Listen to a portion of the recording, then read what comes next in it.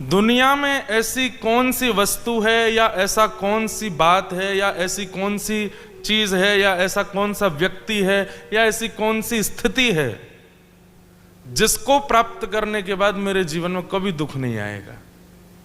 यह प्रश्न मैंने खुद से पूछा कि ऐसा क्या हो जाए मेरे साथ कि वो होने के बाद मैं कभी दुखी नहीं होऊंगा।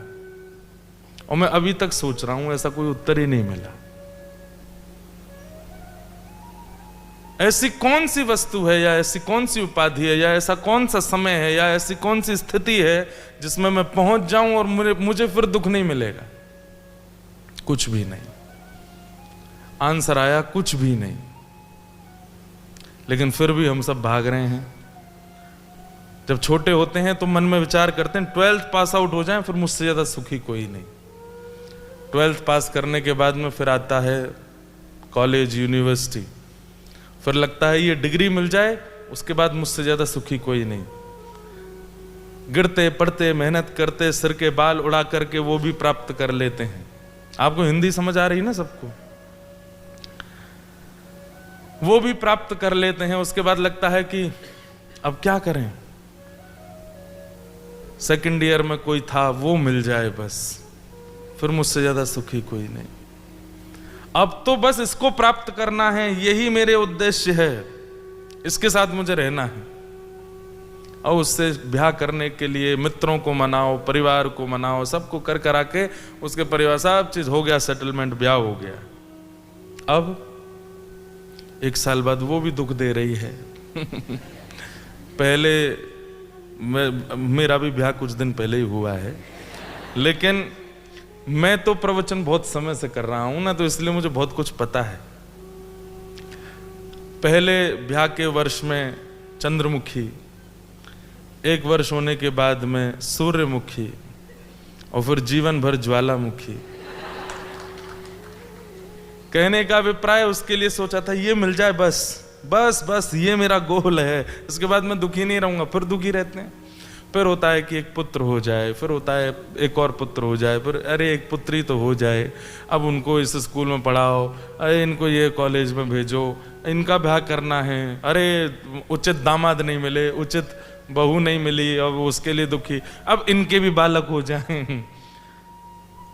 व्यक्ति करता करता करता करता 80 की उम्र में जाकर के ये प्रश्न करता है जो मैं अभी आज अपने आप से सुबह कर रहा था। ऐसी कौन सी सिचुएशन है लाइफ की जिसके बाद मैं खुद से ये कहूं कि अब मैं दुखी नहीं रह सकता? 80 साल की उम्र में जाके व्यक्ति ये सोचता है, यार जो जो चाहा सब हासिल कर लिया, फिर भी दुखी रहा मैं। ऐसी कोई भी सिचुएशन नहीं है जो आपको प्रसन्न कर सके, कोई भी गोल नहीं है जिसके बाद आपके जीवन में दुख नहीं आएगा, कोई भी व्यक्ति ऐसा नहीं है जिसके बाद, तो ये बात आपको स्वीकार करनी पड़ेगी कि दुख मेरे जीवन का एक हिस्सा है, वो आएगा। अब यहां आप अपने आप को सांत्वना कैसे दे सकते हो? आएगा पर हमेशा नहीं रहेगा, वो जाएगा जरूर। और एक बात सुन लीजिए, इस लाइफ में कुछ भी कांस्टेंट नहीं रहता। दुख कांस्टेंट नहीं है, तो जो लोग अभी सुखी चल रहे हैं, जिनके जीवन में कोई दुख नहीं है, वो भी घबराइएगा, क्योंकि सुख भी कांस्टेंट नहीं है। आज धनवान हो तो ये लगे कि बस अब मेरे पास सब कुछ है, गाड़ी है, बंगला है, ये है वो है, सब, एक दिन वो भी नहीं रहेगा, जाएगा। अब एक बड़ी सामान्य सी बात, कोई एक व्यक्ति आया, उसकी सबने प्रशंसा की, वो कौन? अहिल्यानगर का बहुत बड़ा आदमी है, बहुत पैसे वाला आदमी है, इस पर इतना धन है, इतनी संपत्ति है, इसके पास ये है वो है, सब कुछ है। मतलब मैं इस चीज पर इसलिए बात कर रहा हूं क्योंकि हमारे थॉट प्रोसेस में यही चलता रहता है कि ये मिलना चाहिए मुझे। अब अहिल्यानगर का वो व्यक्ति आया, उसके पास सब कुछ है, उसके पास बड़ी बड़ी गाड़ियां हैं, उसकी पत्नी बहुत अच्छी है, बच्चे बहुत अच्छे हैं, सब कुछ बहुत अच्छे हैं। लेकिन तभी किसी ने कह दिया कि इस सभागृह में बहुत अच्छा हाथ देखने वाला व्यक्ति बैठा है, तो वो सब कुछ प्राप्त करने वाला व्यक्ति भी उसके पास जाकर जब बता देना थोड़ा सा देख के, क्यों? वो भी दुखी है किसी चीज से, वो भी परेशान है। तो एक बात पक्की है कि सब कुछ मिल जाने पर भी आप प्रसन्न नहीं रह सकते, दुख आपके जीवन में नहीं आएगा, ऐसा नहीं है। तो क्वेश्चन क्या होना चाहिए? क्वेश्चन ये होना चाहिए कि मैं ऐसा जीवन में क्या करूं कि मेरी लाइफ की सिचुएशन कैसी भी आवे, कुछ भी प्राप्त होवे, कुछ भी छूटे, कुछ भी मिले, कुछ भी बिछड़े, मैं हर स्थिति में पॉजिटिव रहूं। एक क्लास में टीचर ने बच्चों से पूछा, बड़े होके क्या बनोगे? किसी ने कहा डॉक्टर, किसी ने कहा इंजीनियर, किसी ने कहा कथावाचक। मैंने कहा था अपनी क्लास में, यह नहीं पता था कि करना और बनना कितना मुश्किल है, बस ये लगता था ऐसा बनना है। तो जब हमारी टीचर ने क्लास में पूछा कि आपका फ्यूचर प्लान क्या है, क्या बनना चाहते हो, तो बच्चों का 3-4 आंसर्स तो रटे हैं, ये तो बोलेंगे ही बोलेंगे। सबसे पहला डॉक्टर, दूसरा पायलट। पायलट ही नहीं बन पाते हैं, पायलट जरूर बोलेंगे, डॉक्टर जरूर बोलेंगे। फिर उस समय पर बहुत कम बच्चे ऐसा बोलते थे, इंजीनियर, चार्टर्ड अकाउंटेंट या कुछ भी। जब आए मेरे पे तो मुझसे बोले क्या बनोगे? मैंने कहा कथावाचक। बच्चों की तो क्या, माँ वो टीचर भी हंसी स्कूल क्यों आ रहे बेटा? गुरुकुल जाओ, गुरुकुल। हमने कहा कोई बात नहीं। आज वो बच्चे आते हैं, इंद्रेश जी कब मिल पाओगे? मैंने बेटा 3 महीना तो समय नहीं है अभी मेरे पास, अभी तो यहाँ से वहाँ, वहाँ से वहाँ, वहाँ से वहाँ, वहाँ से वहाँ। वो फिर हमारे इसको फ़ोन कर, उसको फ़ोन करे, इनको बोलो मैं इनके साथ क्लास में पढ़ा था, मैंने क्लास में पढ़ा था, पर हंसा भी तो था ये सुन के कि मैं कथावाचक बनूंगा। तो ये एक अलग बात है, पर बात यह है कि पूछा गया कि क्या बनना चाहते हो, तो सब बच्चों ने कहा मैं ये बनना चाहता हूँ, मैं ये बनना चाहता हूँ, मैं ये बनना चाहता हूँ। लेकिन एक बालक उठ के बोला मैं प्रसन्न इंसान बनना चाहता हूँ, मैं सुखी इंसान बनना चाहता हूँ। और उसके उत्तर ने पूरी क्लास को स्तब्ध कर दिया। हम प्रसन्न रहना चाहते हैं, ये प्रायोरिटी हमारी चीजों के पीछे छुपी हुई है। मैं प्रसन्न बनना चाहता हूं, लेकिन मैं प्रसन्न होऊंगा डॉक्टर बनके, मैं प्रसन्न होऊंगा इंजीनियर बनके, मैं प्रसन्न होऊंगा उससे ब्याह करके, मैं प्रसन्न होऊंगा इतना कमा के, मैं प्रसन्न होऊंगा ये नहीं। प्रसन्नता को किसी के पीछे मत छुपाइए, किसी के पीछे मत छुपाइए। आप बस ये बोलिए मैं प्रसन्न रहना चाहता हूं, प्रसन्न रहना चाहता हूं, ये आपकी प्रायोरिटी हो जाएगी तो आप 2 रुपए में भी प्रसन्न रहोगे। प्रसन्न रहना चाहता हूं, ये आपकी प्रायोरिटी हो जाएगी तो आप लोकल बस में भी प्रसन्न रहोगे। मैं प्रसन्न रहना चाहता हूं तो आप एक ऐसी कन्या या ऐसे पुरुष से विवाह करके जो आपके अनुकूल नहीं, आप वहां भी प्रसन्न रहोगे। संत श्री तुकाराम जी महाराज, उनकी पत्नी अनुकूल नहीं थी, मैं कथा में सुनाता हूं। उनकी पत्नी, संत श्री तुकाराम जी महाराज के जीवन में घटना घटी थी कि महामारी और कुछ भुखमरी हुई थी महाराष्ट्र में, जिसके कारण उनकी पत्नी और बेटा दोनों का निधन हो गया था। तब उनका दूसरा विवाह हुआ। तो दूसरा विवाह जिससे हुआ वो बड़ी तेज थी, बहुत लड़ती झगड़ती और बहुत सुनाती थी। पूरा गांव जानता था कि तुकाराम जी की पत्नी लड़ती है, लेकिन तुकाराम जी प्रसन्न रहते थे। गांव के बाहर एक पहाड़ था, उसके ऊपर बैठे रहते थे। प्रसिद्ध कथा है कि एक बार तुकाराम जी गन्ने बेचने के लिए गए। पत्नी बोली आज तो खूब सारा धन आएगा घर में, आज तो सब बढ़िया रहेगा। जैसे ही वो गए और वहां पहुंचे तो उस समय कैंडीज तो होती नहीं थी, टॉफी तो होती नहीं थी, गन्ना ही मीठा होता था। बच्चों को गन्ने का ही शौक होता था। तो गन्ना देख करके बच्चे पीछे पड़ गए। तुकाराम जी बोले भाई इन पे पैसे तो होंगे नहीं, बांट दिए, ले एक तुम ले जाओ, एक तुम ले जाओ, एक तुम ले जाओ। एक अकेला बचा, लेके वापस आए तो पत्नी खुश हो गई, सारे गन्ने बिक गए, खूब सारा धन आया होगा आज तो। तुकाराम जी से जाकर तुरंत बोले जल्दी दो, जल्दी दो, जो लेके आप कमा के लाओ, जल्दी दो। पत्नी से बोले कि वो तो सारे गन्ने तो चले गए। बोले वो इसी तो उसको जो बेका होगा उसके पैसे दे दो। बोले बेच के नहीं आया, बच्चे पीछे पड़ गए तो सबको फ्री में बांट दिए, एक बचा है। अब मैं ये सोच रहा हूं कि हम तो खाने वाले 2 हैं, अकेला गन्ना कैसे खाएं। पत्नी ने गन्ना लेकर के जोर से घुमा के मारा तुकाराम जी को। बोले सब बेका है बाहर। लेकिन तुकाराम जी उस चोट को ना देख के गन्ना देख रहे थे, तो गन्ना 20 से 2 हो गया। तुकाराम जी बोले कितनी मेधावी बुद्धि वाली पत्नी है मेरी। इसने तुरंत उत्तर दिया, 1 से गन्ना 2 कर दिया। आज चल आधा तू खाना, आधा मैं खाऊंगा। हाँ? दोनों। अब यहां बात क्या है, तुकाराम जी के लिए प्रायोरिटी अच्छी पत्नी नहीं है, तुकाराम जी के लिए प्रायोरिटी प्रसन्न रहना है, आप चाहे वो जैसी हो। हम लोग प्रसन्नता को वस्तु के पीछे, व्यक्ति के पीछे, एक स्थिति के पीछे छिपा के रखते हैं। प्रसन्नता को छुपाओ मत, मुझे प्रसन्न रहना है, बस हर दिन यही बोला करो, मुझे खुश रहना है, मुझे प्रसन्न रहना है, मुझे खुश रहना है, मुझे प्रसन्न रहना है, हर दिन ये बोला करो। अब चाहे जो हो जाए उसमें भी प्रसन्न ही रहोगे आप, चाहे जैसी स्थिति हो जाए आप प्रसन्न ही रहोगे। हमने प्रसन्नता को वस्तु, व्यक्ति, स्थिति, धन आदि आदि वस्तुओं के पीछे छुपाया, इसलिए वो वैसा नहीं होता तो हम दुखी हो जाते हैं। तुकाराम जी महाराज के पास एक युवा बालक गया गांव का, और उसने जाकर के कहा मेरे घर वाले पीछे पड़े, ब्याह कर लो, ब्याह कर लो। तो तुकाराम जी बोले तो फिर? बोले मैंने कहा तुकाराम जी कहेंगे तो करूंगा, क्योंकि सब जानते हैं आपका गृहस्थाश्रम कैसा चल रहा है, हम सब आपकी पत्नी का स्वभाव जानते हैं, आप मेरे घर वालों से मना कर देना। हाँ? तुकाराम जी बोले ठीक है बुलाओ। घर वाले गए, महाराज जी आप इसको बोल दीजिए ब्याह कर ले। तुकाराम जी बोले आज ही कर दो, अभी करो। उसने कहा मैंने आपसे कहा था कि आप, और भाई दूध का जला छाछ फूंक के पीता है और दूसरों को भी फूंक के पीने की सलाह देता है। जब आपका खुद का विवाह इतना बेकार जा रहा है तो आपने मेरे घर वालों से क्यों कहा? अच्छा वैसे मोस्टली ऐसा होता है, जिनके ब्याह नहीं हुए हैं हाथ ऊपर करना, ऑलमोस्ट सबके ही नहीं हुए। किसी भी ब्याह करने, मुझसे मत पूछना, पर जिनके ब्याह हो चुके हैं उनसे पूछ के देखना मैं शादी कर लूं, तो वो पता क्या करेगा,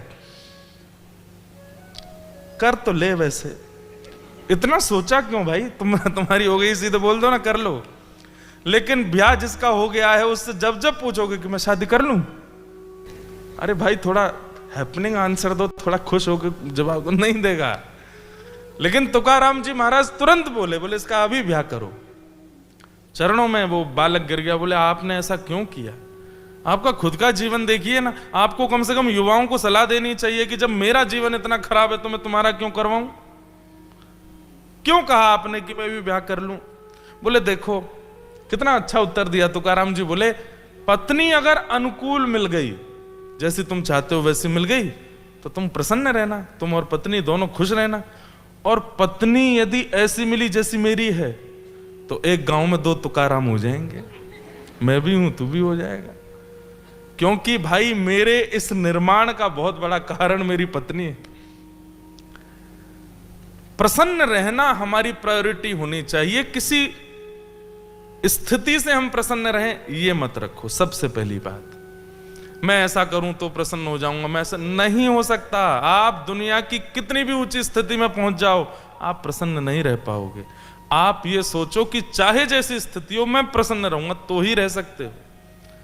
किसी सिचुएशन के पीछे प्रसन्नता नहीं रहनी चाहिए। सिचुएशन पीछे है, प्रसन्नता आगे रहनी चाहिए। 2 रुपए में भी प्रसन्न रहोगे, 200 करोड़ में भी प्रसन्न नहीं रह पाओगे। इसलिए प्रसन्न रहूं, ये पहली बात। दूसरी बात, ये संसार दुखालय है। इसका नाम ही भागवत जी में दुखालय कहा गया है। यहां पर सब दुखी ही रहता है, यहां पर खुश कोई नहीं रहता। बस जो मन से मान ले अपने आप को वही खुश रहे। अब यहां बात आती है कि महाराज जी ऐसे कैसे रहा जाए कि मैं प्रसन्न ही रहूं। वो होगा पॉजिटिविटी से। जितना चित्त में सकारात्मक होगा, सकारात्मकता होगी, पॉजिटिविटी होगी, आप उतने प्रसन्न रहोगे। और पॉजिटिविटी कैसे आएगी? भजन से, नाम जप से, सत्संग से। आज वृंदावन के एक महाराज जी, प्रेमानंद जी, सब सुनते हैं उनको, पर उनके शरीर की स्थिति बिल्कुल भी प्रसन्न व्यक्ति वाली नहीं है। हम उनको निजी से देखते हैं, पास से देखते हैं, उनके शरीर की स्थिति बिल्कुल भी अच्छी नहीं है, लेकिन वो फिर भी प्रसन्न रहते हैं। कैसे? नाम जप से। बड़े से बड़े लोग आज उनके पास आ रहे हैं, जिनके पास में फेम में कमी नहीं है, धन में कमी नहीं है, संपत्ति में कमी नहीं है, वो भी उनके पास आ रहे हैं। क्यों? बोले महाराज जी प्रसन्न कैसे रहा जाए। वो एक ही उत्तर देते, बस नाम जपो। मैं उनका उदाहरण इसलिए दे रहा हूं क्योंकि आज सब उनको जानते हैं। मैं तुकाराम जी की बात करता हूं तो लोगों के मन में आएगा थे 500 साल पहले। मैं नामदेव जी की बात करूंगा, कहेंगे लोग थे 1000 साल पहले। ज्ञानेश्वर माउली थे पहले, लेकिन ये तो आज की बात है, इसलिए उनका प्रमाण दे रहा हूं। प्रसन्न रहते हैं, क्यों? नाम के अधीन रहते। तो सबसे पहली बात, मैं प्रसन्न रहूंगा। सुबह उठते ही ऐसा बोला करो, और मैं प्रसन्न रहूंगा ये कहने के बाद में ठाकुर जी का स्मरण करो, श्री जी का स्मरण करो, गुरुदेव का स्मरण करो, माता पिता का स्मरण करो। बात ऐसी है कि फेल कोई नहीं होता, लेकिन जब फेल होने के बाद व्यक्ति स्वीकार कर लेता है, हां मैं फेल हो गया हूं, तो वो फेल हो जाता है। फेलियर फेल नहीं होता, फेलियर एक नया निर्माण होता है व्यक्ति का। आप किसी भी श्रेष्ठ व्यक्ति उसको उठा के देख लीजिए, उसने लाइफ में फेलियर देखा होगा, पर फेलियर के बाद उसने उस फेलियर को स्वीकार नहीं किया होगा, इसलिए वो बन गया। लेकिन जो व्यक्ति फेलियर आने पर स्वीकार कर लेता, अरे मैं तो फेल हो गया, अब तो कुछ नहीं हो सकता, वो वहीं रुक जाता है, वहीं स्तब्ध हो जाता है। फेलियर आने के बाद में, एक रुकावट आने के बाद में, एक पीड़ा आने के बाद में, ये मत सोचिए कि बस ये तो खत्म हो गई दुनिया, यहां मेरी नष्ट है। नहीं, अब वहां से प्रारंभ है। पृथ्वी का भी सबसे पहला निर्माण प्रलय के बाद ही हुआ है। प्रलय आवश्यक है हमारे जीवन में। अगर प्रलय नहीं आएगी ना, तो हम नया निर्माण नहीं कर पाएंगे। इसलिए फेलियर जरूरी है, चाहे वो पढ़ाई में हो, चाहे वो जॉब में हो, चाहे वो आपके बिजनेस में हो, कई बार संबंधों में हो, कई बार परिवार में हो। कहीं कहीं टूटना बहुत जरूरी है, क्योंकि टूटी हुई वस्तु जब पुनः निर्माण होती है तो पहले से अच्छी होती है, पहले से मजबूत होती है, पहले से श्रेष्ठ होती है। कोई सोचे मैं कभी फेल नहीं होना चाहिए, मैं कभी, एक बात बोलूं, ऐसे व्यक्ति अगर 50, 55, 60 वर्ष का कोई व्यक्ति है और वो कभी फेल ही नहीं हुआ, इतनी नेगेटिविटी होगी उसमें कि आप उसके पास बैठ नहीं पाओगे। अहंकार भरपूर होगा, उसकी बातों में अहमता ही अहमता झलकेगी, कोई मोटिवेशन बात वो कर ही नहीं पाएगा। क्यों? उसने फेलियर देखा नहीं कभी। इसलिए फेल अगर आप हो रहे हो तो इसका मतलब वहां रुकिए मत, बस चलते रहिए। ठाकुर जी के द्वारा ये कृपा मान लीजिए कि बस ठाकुर जी मेरा कुछ और नया निर्माण करना चाहते हैं, इसलिए ये हुआ है, अब मैं आगे बढ़ूंगा। लेकिन बस वहीं उसको हृदय से लगा के मत बढ़ जाओ, अरे ये तो छूट गया, अब क्या करूंगा मैं। बस ये जैसे ही सोचा, आप वहीं रुक जाओगे, वहीं नष्ट हो जाओगे, वहीं आपकी जो सीमा गति है वो रुक जाएगी। अर्जुन के साथ क्या हुआ था? महाभारत युद्ध में जाकर के जब कौरवों को देखा तो भगवान से बोला, ये मेरे अपने हैं, मैं इनको कैसे मारूं, मैं युद्ध नहीं कर पाऊंगा। भगवान बोले, पिछले वर्षों से युद्ध की चर्चा, युद्ध होगा, युद्ध होगा, युद्ध होगा, इतनी बातें हुई, इतनी मीटिंग्स हुई, इतनी बार हम लोग मिले जुले, कभी तूने नहीं कहा कि मैं युद्ध नहीं करूंगा, और आज तू मैदान में खड़े होकर कह रहा है कि नहीं करूंगा। यही मुझे प्रिय नहीं है अर्जुन। या तो पहले ही स्टेप बैक कर लेना था कि नहीं, मैं पढ़ने ही नहीं जाऊंगा क्योंकि मुझे डर है कि मैं फेल ना हो जाऊं। लेकिन पढ़ने आ गया है तो फेल होना है, पास होना है, फर्स्ट डिवीजन आनी है, लास्ट आनी है, पिछड़ना है, आगे बढ़ना, ये सब छोड़, तू बस अपना कर्म कर, निकल पड़ आगे। और कुछ भी आवे रिजल्ट, घबराना नहीं,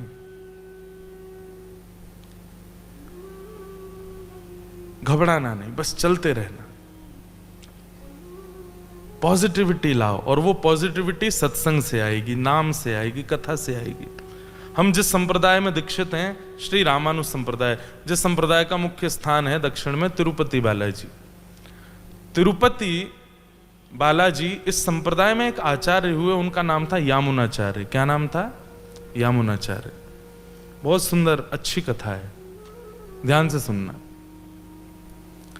यामुनाचार्य जी बहुत विद्वान थे, पर विद्वान होना एक बात होती है और विवेकी होना विशेष बात होती है। विद्वान और विवेकी में अंतर क्या है? थोड़ा इजी वे में समझो। मुझे पता है हींग क्या होती है, मुझे पता है नमक क्या होता है, हल्दी क्या होता है, टमाटर क्या होता है, अदरक क्या होता है, सबके बारे में नॉलेज पूरी है, पर सब्जी बनानी नहीं आती। सबके बारे में नॉलेज होना ये होता है विद्वान। और विवेकी किसको कहते हैं? वो जो बनाना जानता है। कितना टमाटर डालना है, कितनी हींग डालनी है, कितना नमक डालना है।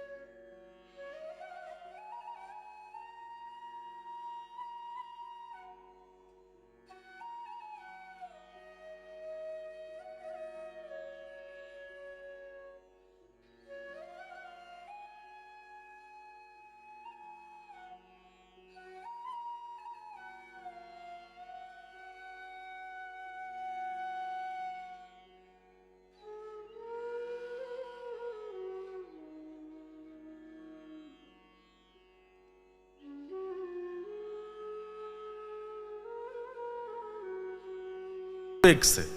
अब देखो यहां पर उन्होंने शास्त्रों का प्रमाण दो, ये करो वो करो, लच्छेदार वाणी बोलो, मैंने उस वाले ग्रंथ में कुछ नहीं, बड़ी सिंपल सी बात कर रहे हैं क्योंकि जरूरत नहीं है। कई बार बहुत बड़े हाथी को गिराने के लिए चींटी आवश्यक होती है। अब हमने देख लिया कि हाथी आक्रमण कर रहा है, हम बुलडोजर लेकर के आए, नहीं ये स्वरूप नहीं, चींटी। यामुनाचार्य जी ने देखा कोलाहल इतना जीता है, इतना जीता है, इतना जीता है, बड़े बड़े महारथियों से जीता है, आज इसको चींटी से हराऊंगा, छोटी छोटी बातों से हराऊंगा। पहली बात में यामुनाचार्य जी जीत गए, कोलाहल हार गया। दूसरी बात, अब यामुनाचार्य जी से कहा गया दूसरा वाक्य कहिए। कोलाहल पंडित जी तैयार हैं खंडन करने के लिए? बोले जी। तो जिस द्रविड़ देश में हम लोग बैठे हैं, यहां के राजा पांडे ये बड़ी शास्त्र नीति और बड़े बड़े अच्छे ढंग से अपना राज्य चलाते हैं, करो खंडन। कोलाहल बोला, जैसे राजा की ओर देखा तो राजा अपनी तलवार कर रहा था, बोलो बोलो। दूसरे वाक्य में भी कोलाहल कुछ नहीं बोल पाया। राजा ने खड़े होकर के कहा, कोलाहल पंडित जी वैसे तो आपकी हार हो गई है, क्योंकि 3 वाक्यों में से कम 2 में आपको खंडन करना था और 2 में वो जीत गए, लेकिन क्योंकि आप मेरे राज्य के पंडित जी हैं, पुरोहित हैं, इसलिए मैं वचन देता हूं अंतिम वाक्य में अगर आपने खंडन कर दिया तो मैं आपकी विजय ही मानूंगा, खंडन करके दिखाओ। यामुनाचार्य जी मंद मंद मुस्कुरा रहे थे। कोलाहल पंडित जी बोले, अंतिम वाक्य कहो, थोड़ा मेरी तरफ देख के बोलना। तो यामुनाचार्य जी बोले, अंतिम वाक्य, हमारे द्रविड़ देश के राजा जो पांडे हैं, इनकी पत्नी पतिव्रता नारी हैं। राजा पांडे के अलावा किसी और पुरुष को कभी नजर उठा के भी नहीं देखती हैं। वो राजा पांडे की बिल्कुल अधीन है, इनके चरणों में, इनके भाव में वो पूर्ण रूपेण समर्पित है, करो खंडन। कोलाहल रानी को देखे, रानी बोले, राजा छोड़ दे, मैं मार दूंगी तुझे, बोल के दिखा। अंत तो गत्वा कोलाहल पंडित जी चरणों में गिर गए, बोले मेरी अपनी हार स्वीकार करता हूं।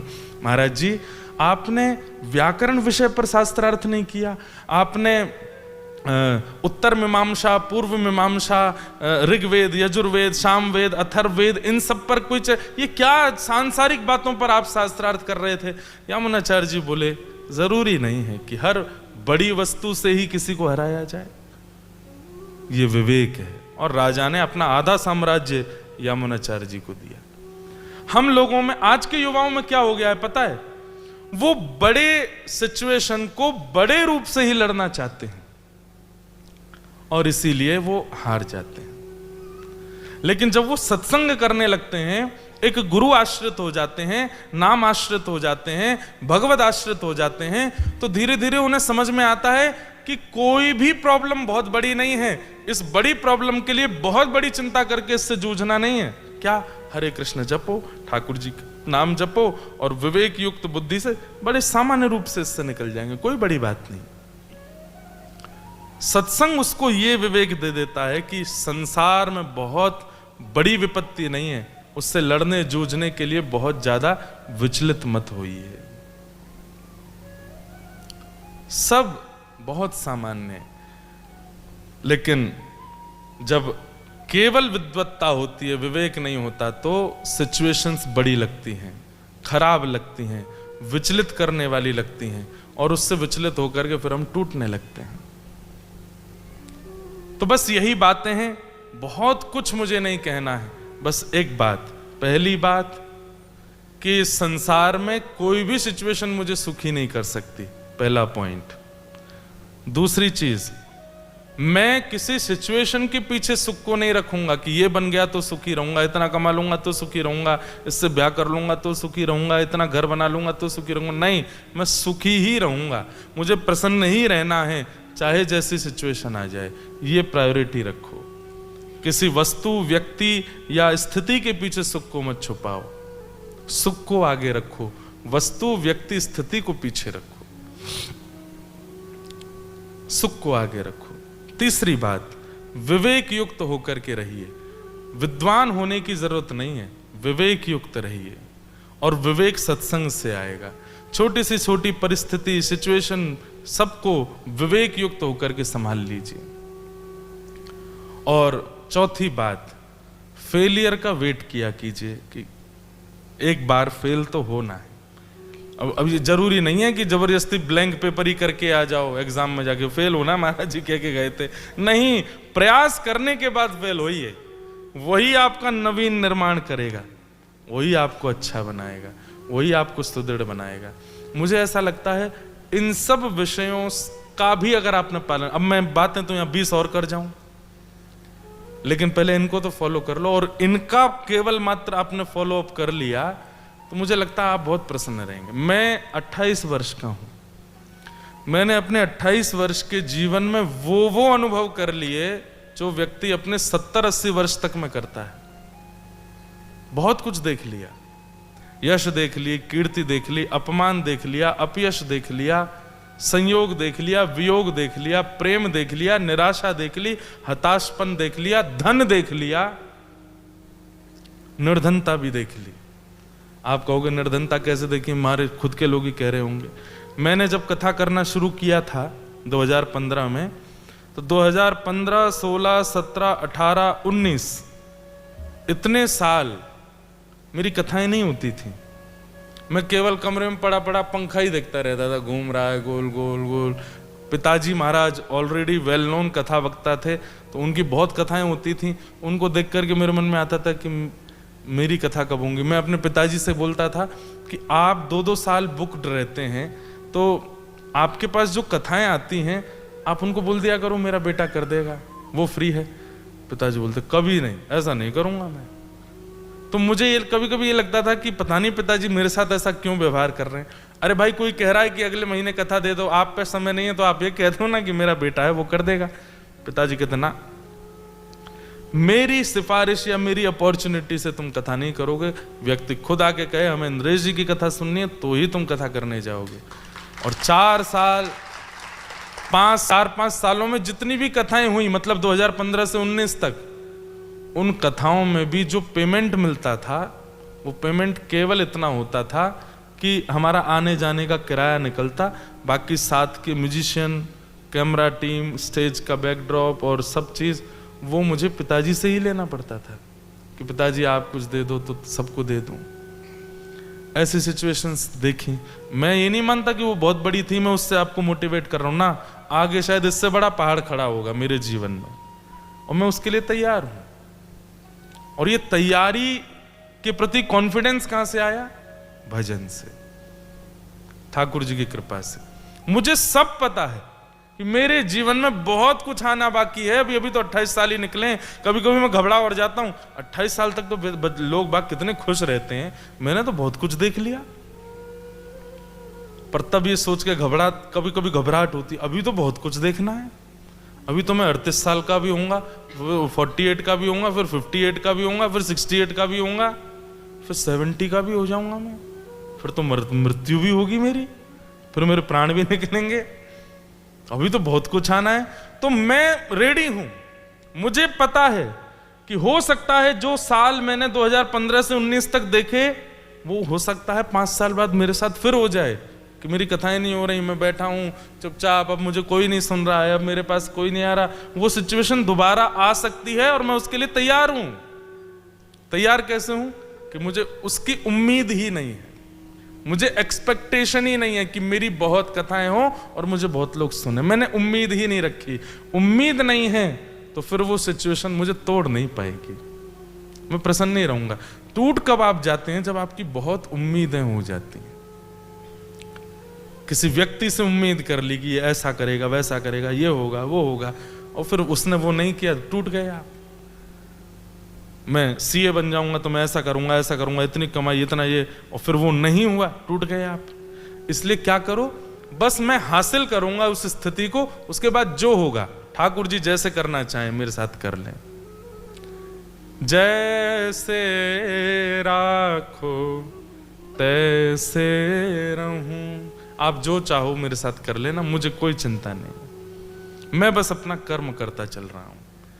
तो इसलिए बहुत पॉजिटिविटी के साथ फेलियर्स को एक्सेप्ट करते हुए, प्रसन्नताओं को आगे रखते हुए चलिए इस जीवन पथ पर, इस युवा पथ पर। अभी जीवन बहुत लंबा है। एक बात निश्चित मन में रख लिए कि मृत्यु तो सबकी होनी ही होनी है। उससे पहले मैंने क्या अचीव किया ये आवश्यक नहीं है, पर जितना मेरे पास था कहीं मैंने उसको खो तो नहीं दिया, इसका ध्यान रखना। ठाकुर जी का भजन करना, खूब प्रेम से आगे बढ़ते रहना। बहुत सारी बातें कर ली।